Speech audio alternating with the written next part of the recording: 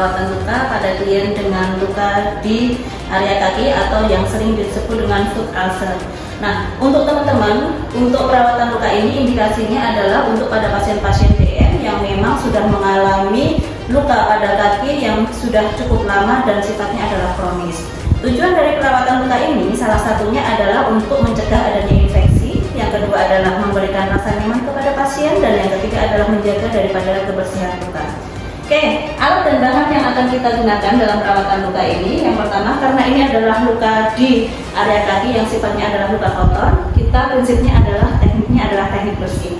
Yang kita gunakan salah satunya yaitu adalah ada hand spoon, yaitu ada hand spoon bersih, kemudian kita juga membutuhkan ada perlak, ya. Kemudian kita juga akan siapkan nanti ada perban dan juga ada bandage untuk membalut daripada luka. Kemudian kita butuh satu set steril berserta dengan kasa. Kemudian ada NaCl untuk irigasi luka. Kemudian ada pom, ya. Kemudian juga ada plester. Dan nanti kita juga akan butuh kapas alkohol untuk membuka luka. Oke teman-teman, untuk pertama kita lakukan perawatan luka. Kita dekatkan dulu alatnya ke dekat pasien.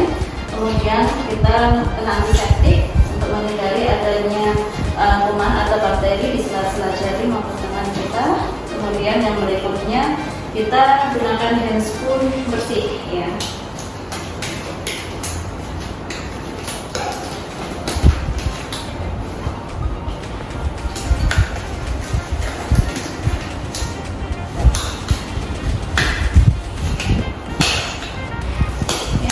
Kita buka lukanya. Oke, mohon izin Bapak, saya akan membuka luka di kaki Bapak, ya. Oke, kita buka lukanya. Kemudian kita ambil ringkot, kita taruh di sekitar pasien. Kemudian kita ambil perlak, kemudian taruh, ya, kaki diangkat. Mohon izin Pak, saya angkat kakinya. Oke, sudah. Habis itu kita ambil pinset. Kita ambil pinset habis. Ya, Bapak mohon izin, ini perbannya saya buka, ya.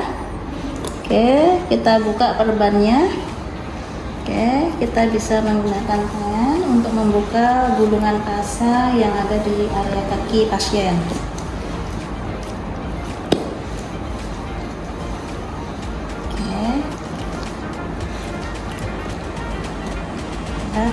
Oke, setelah itu kita siapkan NaCl.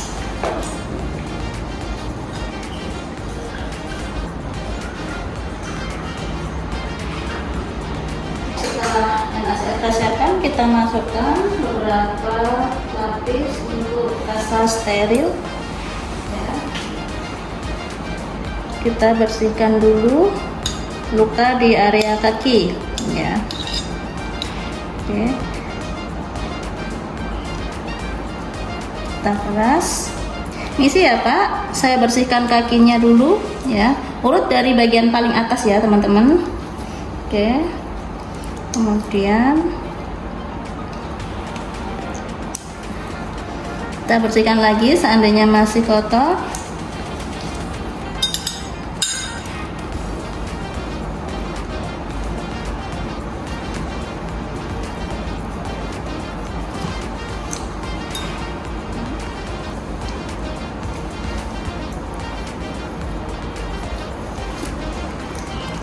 Oke, sampai semua area nanti dibersihkan dengan baik. Oke, mohon izin ya Pak, paling ujung ini saya bersihkan dulu. Oke, jika masih kurang kasa boleh ambil lagi.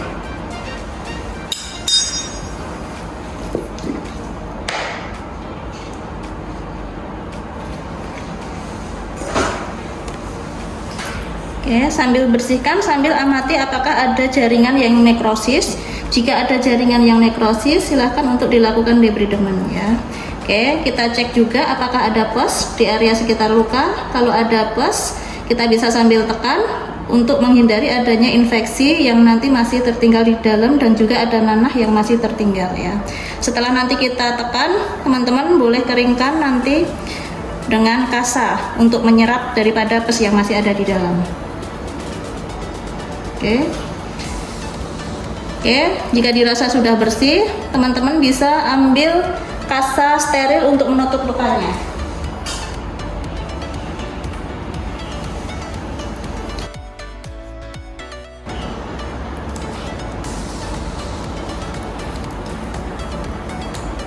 Teman-teman, kita tutup untuk lukanya satu persatu ya. Oke, kita ambil kasa, kemudian kita tutup dan kita plaster dengan Hipafix ya.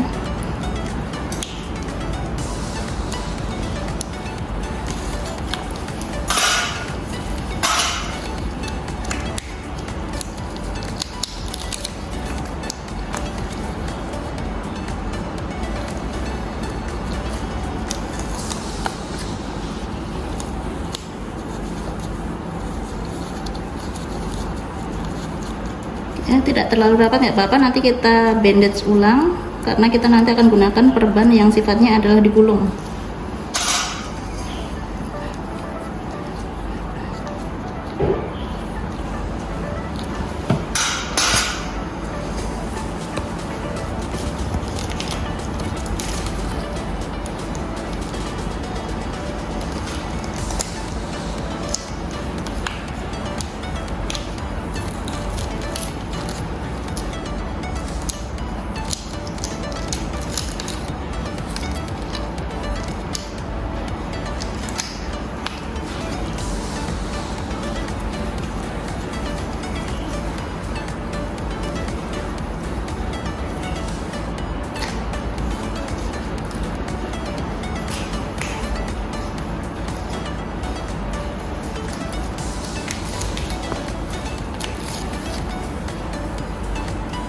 Ini ya Pak, saya plaster.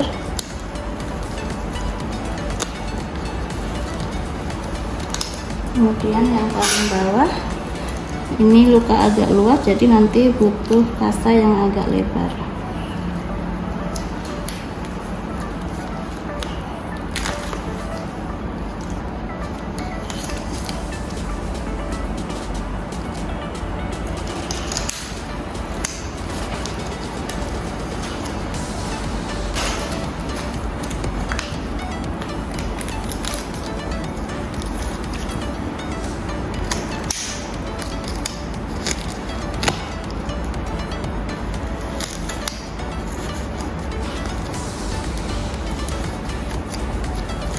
Oke, setelah itu kita tutup dengan kasa gulung.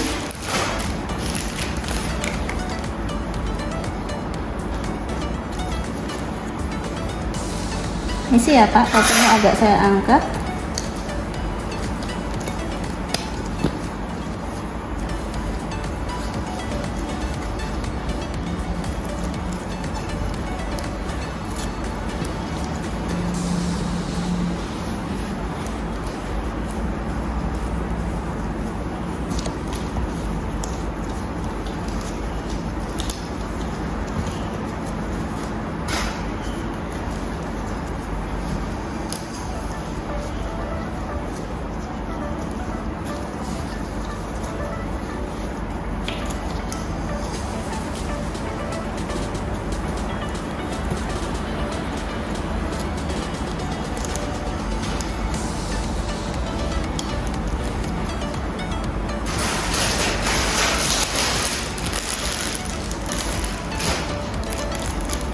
Oke, jika dirasa kasa kurang, kita boleh tambahkan satu kasa lagi supaya nanti semua luka bisa tertutup dengan baik.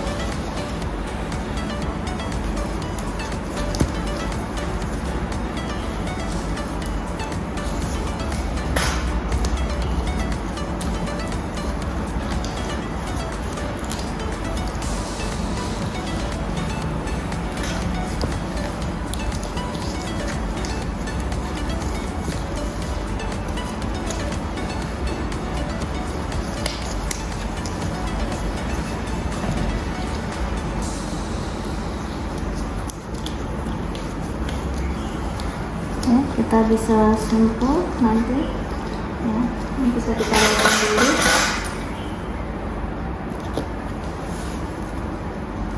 Kemudian kita ambil Hipafix.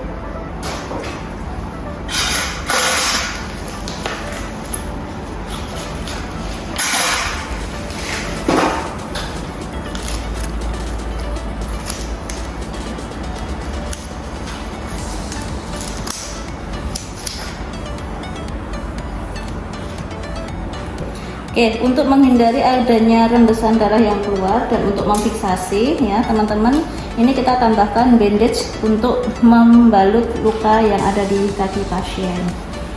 Oke, misi ya Pak, ini saya balut dulu.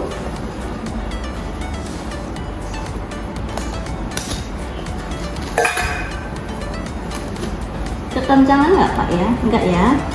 Oke.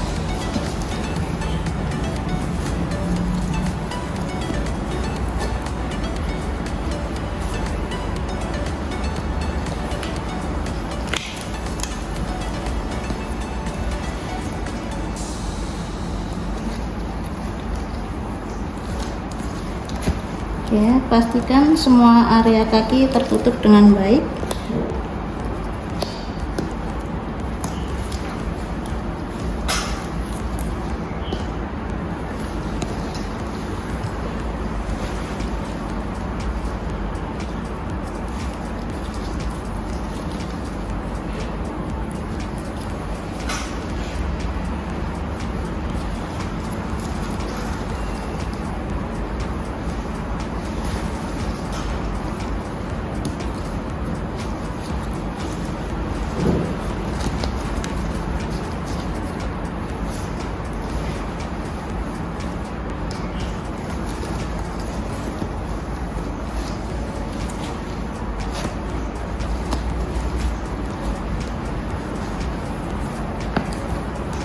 Ya, habis itu kita fiksasi.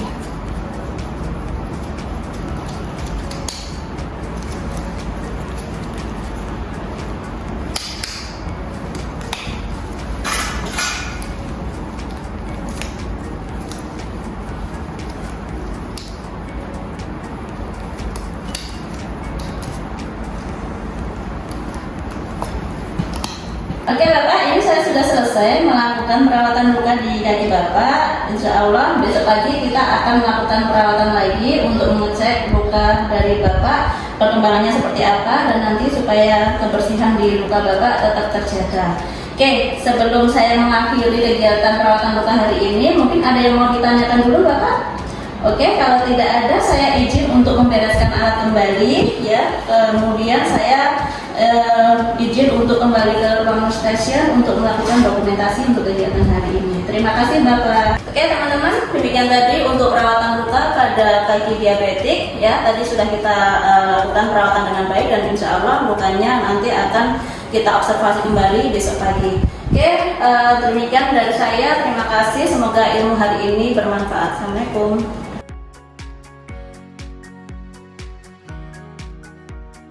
Oke, assalamualaikum, selamat pagi Pak Akbar. Oke, perkenalkan saya perawat Ika yang hari ini berjaga di shift pagi ini. Sesuai dengan kontrak kita kemarin, pagi ini kita akan melakukan terkait dengan edukasi DM. Sebelumnya saya boleh tahu Pak Iqbal sudah berapa lama menderita DM Pak? Kurang lebih 15 tahun. Sudah 15 tahun ya. Oke, sejauh ini mungkin sudah pernah dilakukan mungkin penyuluhan atau edukasi terkait dengan diabetes itu apa Bapak? Sejauh ini belum sih. Belum ya. Oke, kemarin kan Pak Iqbal sudah beberapa kali untuk melakukan perawatan di rumah sakit ya. Oke, hari ini sesuai dengan kontrak kita akan melakukan edukasi terkait dengan 5 pilar penanganan DM ya Pak ya. Oke. Terkait dengan 5 pilar penanganan DM, Bapak kemarin sudah kita sampaikan bahwasannya diabetes ini adalah salah satu penyakit dengan kadar gula yang meningkat ya, dimana kemarin dari Pak Iqbal hasil GDS-nya cukup tinggi ya, di atas 400. Nah, bagaimana untuk penanganannya ketika kita sudah mengalami DM ini? Nah, ada 5 penata laksanaan yang harus kita lakukan. Yang pertama adalah pengaturan diet Bapak ya. Jadi pengaturan diet ini nanti prinsip kita adalah 3J. Nah, J itu apa saja Pak Iqbal? Nah, kalau kita tahu J yang pertama adalah jumlah ya. Jadi ketika kita sudah mengalami diabetes, kita harus hati-hati terhadap jumlah makanan yang masuk ya. Jadi jumlahnya harus ditakar sesuai dengan porsinya. Oke, jadi makan tidak boleh berlebihan, kemudian porsinya tetap harus disesuaikan ya. Kemudian J yang kedua adalah tepat jenis. Nah, jenis makanan apa saja yang boleh dikonsumsi Pak Iqbal sudah tahu? Oke, belum tahu ya. Jenis karbohidrat yang boleh kita konsumsi, salah satunya jenis karbonya adalah dari sumber umbi-umbian ya. Oke, kita boleh makan nasi putih, tapi porsinya harus dibatasi ya. Karbo yang paling bagus untuk penderita DM adalah beras merah Bapak ya. Jadi beras merah ini adalah salah satu jenis karbohidrat yang ketika kita makan dia tidak akan menimbulkan kalori yang terlalu tinggi ya. Kemudian yang berikutnya kita boleh makan seperti halnya singkong, itu boleh, jagung juga boleh, dan beberapa jenis umbi-umbian yang lain untuk pengganti karbohidrat ya. Kemudian jenis sayur yang boleh kita makan Bapak ya. Ini saya contohkan. Ini ada sayur terong boleh ya nanti, kemudian sali juga boleh, teman-teman juga nanti, Bapak boleh juga nanti kalau misalkan dicampur dengan sifatnya yang lalapan, boleh menggunakan timun, boleh. Akan tetapi yang paling bagus memang untuk sayuran adalah sayuran yang dia sifatnya adalah direbus ya, untuk menghindari adanya kenaikan kolesterol pada makanan yang kita konsumsi ya. Oke, kemudian yang berikutnya untuk lauk Bapak mungkin sudah tahu yang boleh apa saja ya. Jadi untuk lauk ya nanti ada beberapa protein yang harus kita konsumsi ya untuk menjaga kesehatan tubuh kita selama kita mengalami diabetes ini. Yang pertama adalah jenis protein nabati ya. Jenis protein nabati ini panjenengan bisa menggunakan, salah satunya adalah bisa dari tahu, bisa dari tempe, atau jenis lain yang sifatnya adalah dari kedelai ya. Kemudian untuk protein nabati yang pernah kita konsumsi, teman-teman nanti juga bisa menggunakan dari beberapa makanan yang dia diambilkan dari beberapa serat ya. Termasuk nanti untuk yang hewani, Bapak bisa mengkonsumsi telur ya. Telur yang paling bagus adalah telur ayam kampung Bapak ya. Kemudian boleh dari ikan ya. Ikan tidak harus ikan yang mahal, tapi bisa menggunakan ikan yang sesuai dengan area kita, dimana nanti untuk kebutuhan proteinnya bisa tercukupi dengan baik ya. Oke. Kemudian untuk buah Bapak, buah yang boleh dikonsumsi apa ya? Boleh dikonsumsi, kita boleh menggunakan salah satunya adalah jeruk ya. Jeruk boleh, pir boleh ya, apel boleh. Ada beberapa buah yang harus kita batasi. Salah satunya adalah contohnya adalah pisang ya. Pisang ini boleh kita konsumsi tapi harus kita batasi. Kenapa? Karena kalori yang ada di pisang ini cukup tinggi. Jadi kalau kita makan tetap harus kita batasi. Nah, buah apa lagi yang harus kita batasi Bapak? Yang berikutnya adalah semangka, anggur, dan juga kurma. Nah, karena ketiga buah tadi juga termasuk kalorinya cukup tinggi. Jadi ketika makan tetap harus dibatasi ya. Oke, berikutnya adalah konsumsi untuk menambah vitamin kita boleh konsumsi susu, tapi yang perlu diperhatikan adalah jangan menambahkan gula ya Bapak. Jadi gula ini akan meningkatkan kadar glukosa kita, sehingga nanti untuk pencegahannya, untuk makanan yang manis ya, misalkan coklat, sirup ya, susu yang dia sifatnya adalah manis, itu perlu kita hindari. Termasuk beberapa makanan yang sifatnya adalah kaleng atau instan, itu juga perlu kita hindari. Misalkan ada sarden ya, buah dalam bentuk yang kaleng siap saji. Nah, itu adalah makanan-makanan yang perlu kita hindari supaya nanti kita tetap menjaga kesehatan daripada tubuh kita dan menjaga kadar gula darah kita. Beberapa gangguan kronis ya untuk penyakit diabetes mellitus ini, salah satunya nanti bisa ke arah mata yang menyebabkan nanti kebutaan. Kemudian nanti juga bisa menyebabkan salah satunya adalah ke arah kaki, adanya kematian di saraf-saraf kaki, termasuk nanti ada luka di kaki. Nah, ini yang perlu kita hindari. Jangan sampai nanti panjenengan tidak kontrol, nanti terlalu tinggi gula darah menyebabkan gangguan-gangguan ini timbul di diri Pak Iqbal. Oke, mungkin itu sudah ada 5 pilar penanganan atau pencegahan DM yang perlu kita sampaikan. Nah, mungkin dari Pak Iqbal ada yang mau ditanyakan dulu, monggo. Sudah cukup ya, bisa dipahami ya. Oke, paling tidak nanti 5 hal ini kita tidak boleh lupa setiap hari untuk menjaga kesehatan panjenengan dan meningkatkan kualitas hidup dari Pak Iqbal. Oke teman-teman, tadi kita sudah belajar terkait dengan edukasi diabetes mellitus, yaitu tentang penanganan 5 pilar DM, yang mana tadi sudah kita sampaikan kepada pasien untuk langkah-langkah apa saja yang bisa diambil terkait dengan 5 pilar DM ini. Semoga untuk kegiatan hari ini bisa bermanfaat. Saya akhiri kegiatan hari ini. Bila itu juga hidayah. Wassalamualaikum warahmatullahi wabarakatuh.